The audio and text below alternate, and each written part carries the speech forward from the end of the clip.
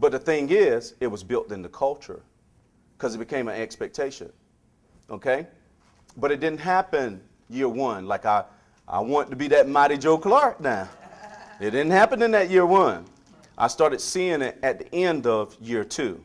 We started making high growth. In fact, year one, the school performed here, and we were about 2 points below where they performed. And so, of course, I felt like Central Office, one of the people I was working with, is like, well, what happened? They were at least here. And I was like, did you not see that I was writing all these action plans and doing all this documentation and paperwork to get the right people here? Did you not see that? You know, and all of those kind of things. So a lot of stuff was going on, but it took a little dip before it even started going up. But then at the end of year two, we met growth. Then three, we met high growth. And then I said, we're going to make NYP after a while.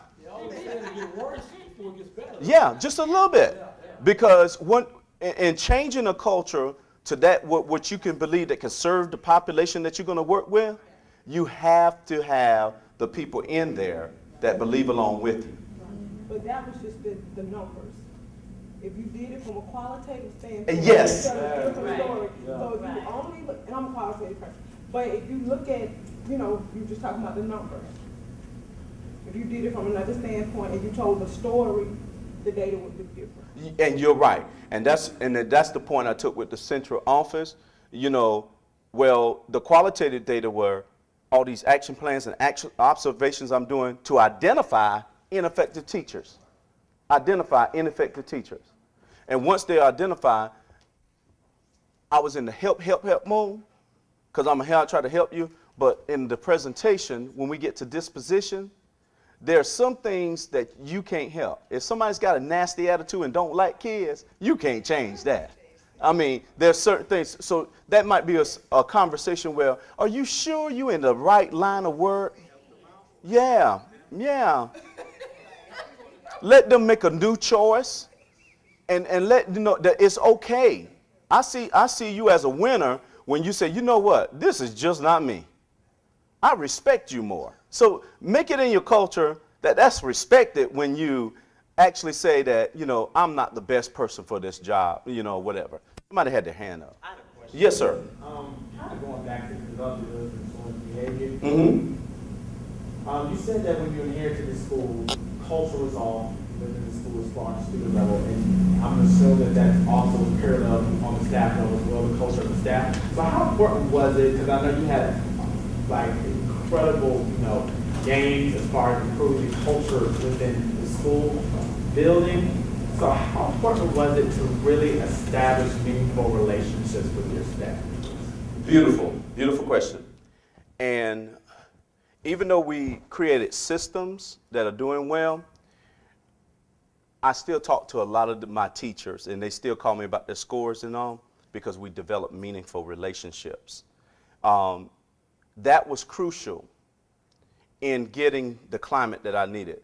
I had to spend time talking with them and all of that, so that they'll be saying the same thing I'm saying. We all in the same vision. We believe we can do this. I had to point it out when they saw something. I had to turn it for them. You know, after I turned myself, I had to turn it for them. They said, but look at this. It's like what I did. I made a mistake. Well, I won't say it was a mistake. It was a growth opportunity. I actually showed the central office at one point. We were growing, and I said, you know, those 3s and 4s, because we were already in trouble with the state when I took the school, and so they had opt-out choices. So I said, you know, those 3s and 4s that are opting out, parents didn't want their kids around these high poverty kids, so they used this as an opportunity to opt their kids out, even though the school was improving and growing and all of that.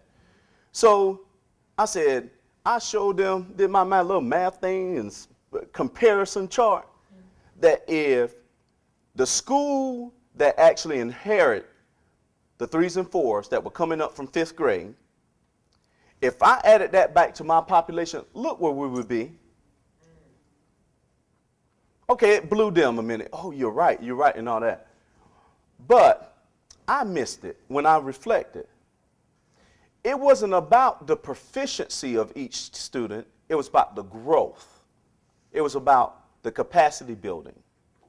And so Why should I bank and try to paint a picture on something that I'm not getting at all? What am I getting? I'm getting ones and twos.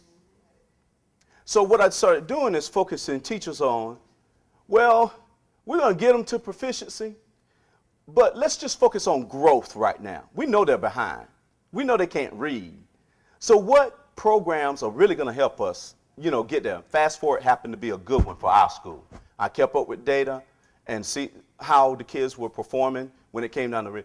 And the thing about it in keeping data and doing longitudinal and vertical and all this other kind of data, you might say, oh, that's a lot of stuff. But one thing I noticed about it, by the time they left us in 8th grade, and my superintendent even pointed it out, how are y'all doing it? Because those kids come in at a level 1 and 2, but by the time they end in 8th grade, they're 3s and 4s. And they have high growth. How did you do it? So we stopped focusing on what we were losing and how do we develop the ones that we're actually getting. And that's where my thinking needed to change. So you see what I'm saying?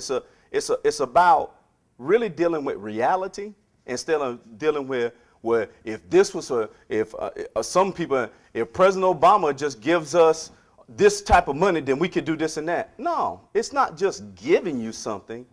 It's actually you coming up with ways that will be beneficial. Because President Obama's in Washington. How is that going to help you in your middle school? How are you going to bring the president? And I'm just throwing that out there to be off the chart because that's how it is to me.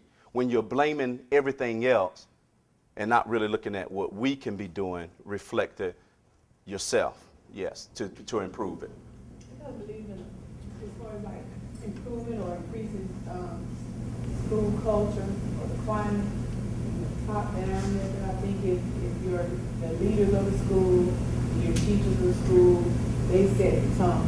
So if they're negative, they're not happy, this transfer to the children. And I just had a really quick memory of my last language arts coach, which was Mr. Worthy. He's over at desk, and he had a lot of responsibility. So he didn't have a lot of time as an instructional coach to come and sit in our classrooms and, do the job that he's actually paid for. He's all over the place. But he would come in there just for a few minutes and he would write something down. I said, it could even be something that I had on the board, and he'll handwrite it out and he'll tear it out of his notebook and he'll leave it for me. And then when I read it later on, it was something that helped my practice and something that motivated me. And I kept all of his good, his little notes, because that's how I knew. I didn't have a lot of time to talk to him, but just him writing a note to say, hey, that was good, or maybe you can improve on that, that meant a lot to me. So, and that's what kept me motivated at work. So I was always motivated to in turn go back and, transfer that same energy to my students.